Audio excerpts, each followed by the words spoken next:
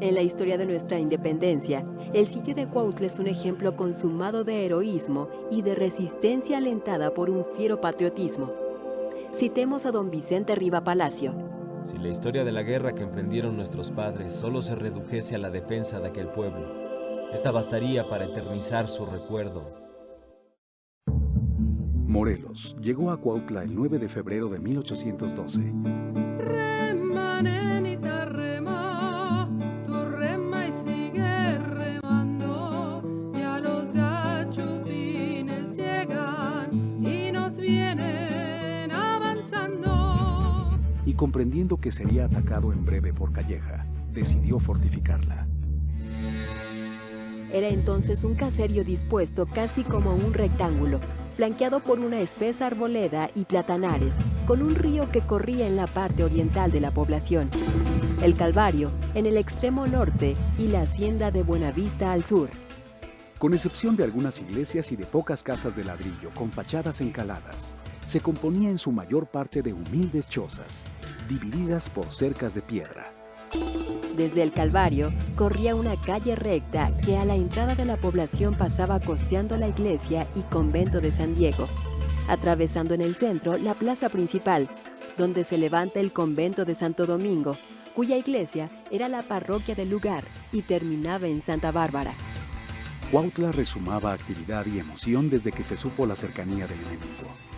Uno de los mayores aciertos de Morelos fue la adecuada fortificación del poblado con trincheras, y también troneras para colocar rifles, perforando las paredes de los conventos y casas principales. Tenía solo 16 cañones para defensa de toda la plaza. Galeana fue destinado a San Diego, Bravo a defender Santo Domingo. Matamoros se encargó de la custodia de Buenavista y sus alrededores. Calleja llegó a las inmediaciones de la población el día 18 con 5,000 hombres. Había recibido órdenes de obrar rápidamente. Menospreciaba a aquel ejército de defensores mal armados. La vista de un pueblo que no ofrecía muchos medios de resistencia confirmó su idea. Pero desde los primeros enfrentamientos se sorprendió al ver la respuesta. Galeana tenía un instinto nato para la defensa y un arrojo a toda prueba. En uno de los primeros enfrentamientos, salvó directamente a Morelos, cuando estaba rodeado por realistas. También rechazó otro feroz ataque a San Diego. Sin embargo, cundió el pánico entre los defensores, quienes huyeron al creer a su jefe muerto. Una de las trincheras de acceso quedó abandonada. La ciudad podía caer. Entonces surgió una figura que se convertiría en leyenda: Narciso Mendoza, el niño artillero, quien corrió al cañón y lo disparó evitando la entrada de los soldados de caballería. La plaza había sido defendida a sangre y fuego. Cerca de 800 hombres murieron en la batalla que duró 8 horas. Cuautla resultaba un hueso muy duro de roer. Calleja emprendió la retirada. No tardó en pedir refuerzos, recomendando la destrucción total del poblado, dado que estaba bien fortificado. Era necesario dar un escarmiento a quienes alentaran ideas de independencia. En esos días llegó a conjuntar 7,000 hombres con la incorporación de más tropas que llegaron el último de febrero. Incapaz de tomar directamente a Cuautla, decidió establecer un sitio y forzar la rendición por agotamiento. A partir del 10 de marzo, asentados los cañones realistas, empezó el bombardeo.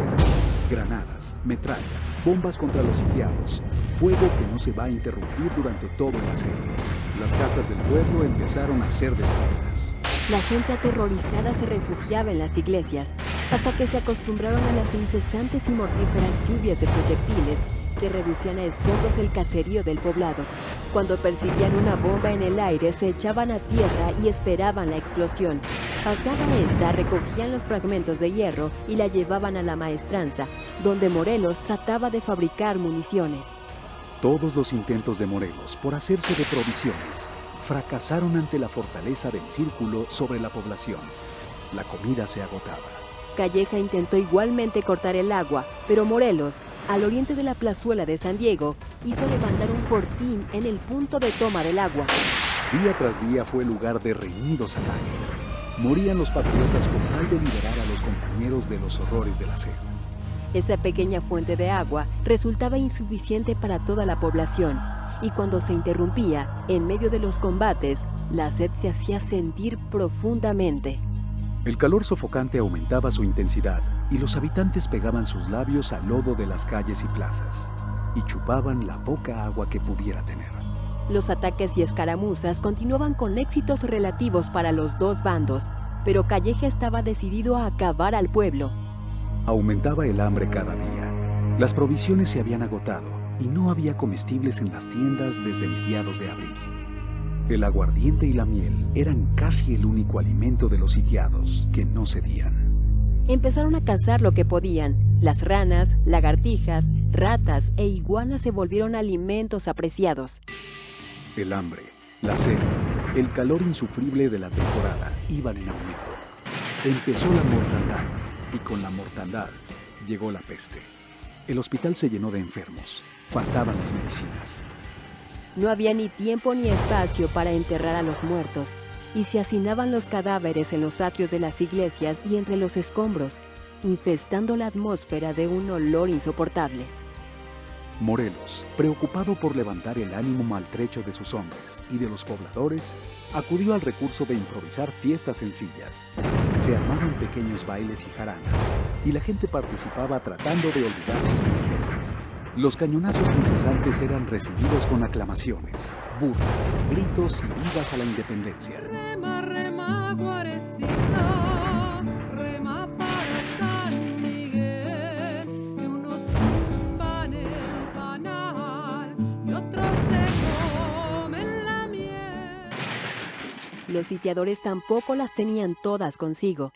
El clima de Cuautla les causaba estragos.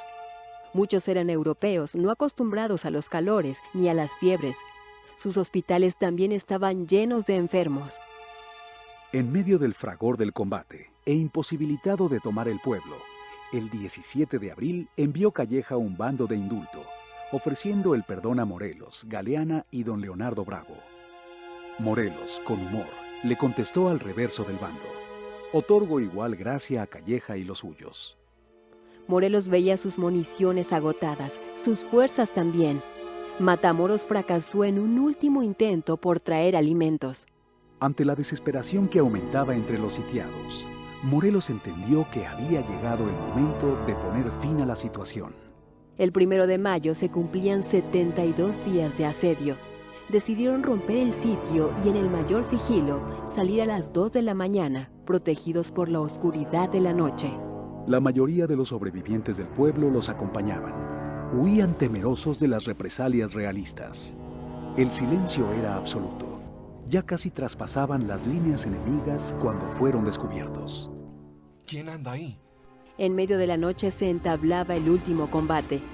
Morelos y sus hombres lograron huir, defendiéndose al grito de ¡Viva la Virgen de Guadalupe y viva la América! La persecución fue feroz. Los independentistas dejaron 150 muertos. Quienes sufrieron más fueron los habitantes de Cuautla. Sobre ellos se cebó la furia de la caballería realista. Degollaban sin compasión a todos los que hallaban a su paso. La población presentaba la vista más dramática. La mayor parte de las casas estaban destruidas por el cañón y las bombas. Por doquier había cadáveres, enfermos, ruina. No obstante la extrema miseria, las tropas saquearon lo que pudieron, hasta se llevaron los ornamentos de las iglesias. Calleja dio la orden de incendiar el pueblo. La defensa heroica de Cuautla dio más fuerza y prestigio a la causa de la independencia. Reveló una fuerza y vigor antes ignorados y auguraba la continuación de una lucha dilatada y sangrienta. Rema, rema, Guarecita, rema para San Miguel. Ya se reventó la reata, con que otra la lazaré. Por un cabo doy 2 reales, por un sargento un tostón.